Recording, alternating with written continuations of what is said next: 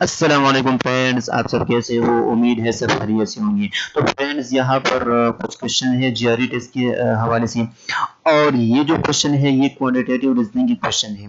तो चलो इसको इन क्वेश्चन की तरफ जाते हैं और उसको डिस्कस करते हैं और उसको सॉल्व करने की कोशिश करते हैं। ठीक है। 5x plus 32 is equal to 4 minus 2x, what is the value of x? ठीक है। तो हमारे पास सिंपल एक इक्वेशन है और इस इक्वेशन से सिंपली हम क्या करेंगे, x का जो वैल्यू है हम उसको फाइंड करेंगे। ठीक है। तो सिंपली हम क्या करते हैं, इस साइड के साथ भी हम क्या करते हैं 2x ऐड करते हैं और इस साइड के साथ भी हम 2x ऐड करते हैं। ठीक है। अगर इस साइड के साथ मैं 2x ऐड करूँ तो ये हो जाएगा 7x हो जाएगा, और अगर इस साइड के साथ मैं 2x ऐड करूँ तो 2x साथ कैंसिल हो जाएगा, सिर्फ 4 रह जाएगा। ठीक है। मैं क्या करूंगा, इस साइड से भी 32 को सब्ट्रैक्ट करूंगा और इस साइड से भी 32 को सब्ट्रैक्ट करूंगा। इस साइड से मैं 32 को सब्ट्रैक्ट करूं तो 32 के साथ कैंसिल हो जाएगा, सिर्फ क्या रह जाएगा 7x रह जाएगा। ठीक है। और इस साइड से 4 से अगर मैं 32 को सब्ट्रैक्ट करूं तो ये -28 हो जाएगा। ठीक है।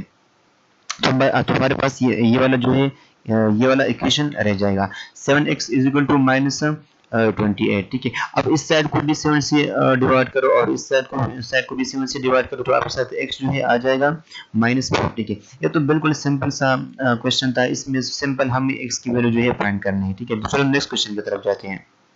उम्मीद है ये वाला क्वेश्चन आप लोगों को समझ आया होगा।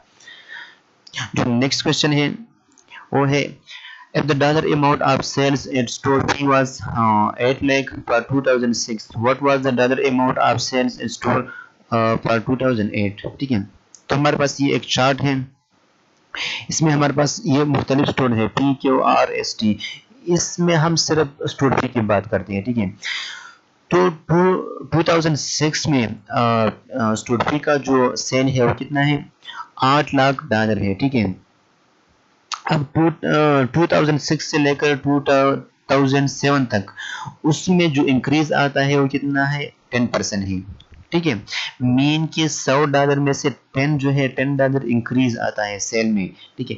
तो 8 लाख में कितना आ जाएगा, तो सिंपली हम यहाँ पर कैलकुलेशन करेंगे तो मीन के $8 लाख में कितना डॉलर जो है इंक्रीज आता है, 80 हजार डॉलर जो है इंक्रीज आता है 2006 से लेकर 2007 तक। ठीक है। कितना इंक्रीज आता है, $80,000 जो इंक्रीज आता है। अब ओरिजिनल जो सेल है वो मतलब 2006 में जो सेल था वो कितना था, 8 लाख था। अब इंक्रीज कितना आ गया, 80,000 आ गया। तो कितना टोटल कितना होगा, इन दोनों को हम ऐड करेंगे तो ये हो जाएगा 8,80,000 जो है ये बन जाएगा। मीन की 2007 में जो सेल है वो कितना है, 8,80,000 है। ठीक है।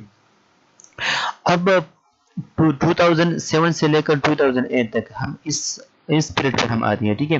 तो यहाँ पर हमारे पास कितना डिक्रीज हो जाता है, 10% जो है सेल में कितना डिक्रीज आता है, 10% डिक्रीज आता है। ठीक है। तो 2007 में जो हमारे पास टोटल सेल था वो कितना था, $8,80,000 का था। इसमें कितना परसेंट डिक्रीज आता है, 10% डिक्रीज आता है। ठीक है। जो टोटल डिक्रीज आएगा $8,80,000 में, जो टोटल डिक्रीज आएगा वो कितना होगा, $88,000 डिक्रीज आएगा। अब 2007 में हमारे पास जो सेल था वो कितना था, $8,80,000 का था। उसमें डिक्रीज कितना आ गया, $88,000 आ गया। तो इससे हम ये वाला महीने का 8,80,000 से हम 88,000 जो है माइनस करेंगे तो हमारे पास जो 2007 में हमारे पास जो सेल होगा वो कितना होगा, 7,92,000 होगा। ठीक है। तो इसमें जो कौन सा वाला ऑप्शन करेक्ट वन है, ये वाला जो ऑप्शन है बी वाला 7,92,000, ये वाला जो ऑप्शन है ये करेक्ट वन है। उम्मीद है ये भी इतना मुश्किल नहीं है, सिंपल है। उम्मीद है ये भी आप लोगों को समझ आया होगा। तो चलो नेक्स्ट क्वेश्चन की तरफ जाते हैं। rectangle R has length 30 and width 10 and square S has length 5. The perimeter of S is what fraction of the perimeter of R? ठीक है। तो हमारे पास एक रेक्टेंगल है, उस रेक्टेंगल का जो लेंथ है वो क्या है, 30 है, और उसका जो विड्थ है वो कितना है, 10 है। ठीक है। तो पेरीमीटर क्या होता है, पेरीमीटर किसी रेक्टेंगल का पेरीमीटर क्या होता है, रेक्टेंगल के जितने साइड होते हैं सारे साइड का जो लेंथ होते हैं उसको हम ऐड करते हैं तो हमारे पास पेरीमीटर आ जाता है। ठीक है। अब देखो रेक्टेंगल में 2 लेंथ होते हैं और 2 विड्थ होते हैं। ठीक है। अब अगर मैं उसको 2 से मल्टीप्लाई करूँ तो ये क्या हो जाएगा, 60 हो जाएगा और ये 20 हो जाएगा। तो 60 + 20 = 80। मीन के रेक्टेंगल का जो पेरीमीटर है वो कितना आएगा आपके साथ 80 आ जाएगा। दूसरा क्या है, स्क्वायर है, और स्क्वायर में हमें पता है कि सारे जो लेंथ है वो इक्वल होते हैं, और एक लेंथ हमें गिवन है, ठीक है, वो कितना है 5 मीटर है, ठीक है, सपोज 5 मीटर है। तो ये 5 को 4 से मल्टीप्लाई करो, क्योंकि स्क्वायर में कितने साइड होते हैं, 4 साइड होते हैं, तो 4 के साथ मल्टीप्लाई करेंगे तो आपके साथ क्या आ जाएगा 20 आ जाएगा, ठीक है।